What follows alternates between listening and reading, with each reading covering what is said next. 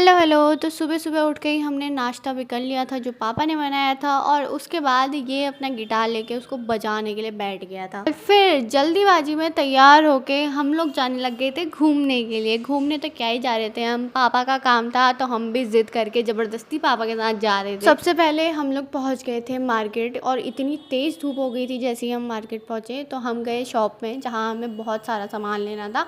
हमें नहीं, मतलब पापा को सामान लेना था। हम लोग तो आराम से पंखे के नीचे बैठ गए थे, हम लोग बस बोर हो रहे थे। तब तक पापा ने सारा सामान ले लिया था। फिर हमने एक रिक्शा रोकी और उस रिक्शा में सारा सामान चढ़ाया। ये सारा सामान हमें गाड़ी में भी रखवाना था, तो मैं और भैया गए उसको रखवाने के लिए। और आके फिर हमने कुछ तो था ये बादामी पूरी और सब्जी, जो बहुत ज़्यादा अच्छा हो रहा था। पापा को कब से खिलाना था हमें, तो आज फाइनली पापा ने हमें खिला दिया। बस सारा सामान गाड़ी में रखवाने के बाद हम लोग भी बैठ गए थे गाड़ी में, और फिर हमें जाना था MG मॉल। तो हम गए सीधे MG मॉल को, जहाँ हम गए सबसे पहले होम सेंटर में। ये शायद मेरे साथ ही नहीं सभी के साथ होता होगा कि होम सेंटर में घुसते ही तुम्हारा मन ऐसा करता है कि भाई जो कुछ दिख रहा है सब कुछ ले लो। सब कुछ इतना प्यारा लग रहा होता है, क्योंकि प्यारा तो था ही, ऊपर से इतनी सारी एस्थेटिक चीजें। मतलब तुम खुद देखो, इनको देख के कौन नहीं चाहेगा कि हम इनको लेके जाए करके। पूरे होम सेंटर में ये वाला सेक्शन मेरा कुछ ज्यादा ही फेवरेट होता है। आई थिंक सभी का होता होगा ये वाला। फिर हम लोग बैठ गए थे गाड़ी में और हम CP जाने लग गए थे। और रास्ते में मुझे ये दिखा, ये आप सभी ने नोट के पीछे तो देखा ही होगा, आज मैंने रियलिटी में भी देख लिया था। और पूरे दिल्ली में मुझे बस ये सरदार पटेल वाला एरिया ही अच्छा लगता है। जितनी हरियाली यहाँ है उतनी तो मैंने कहीं और देखी ही नहीं है।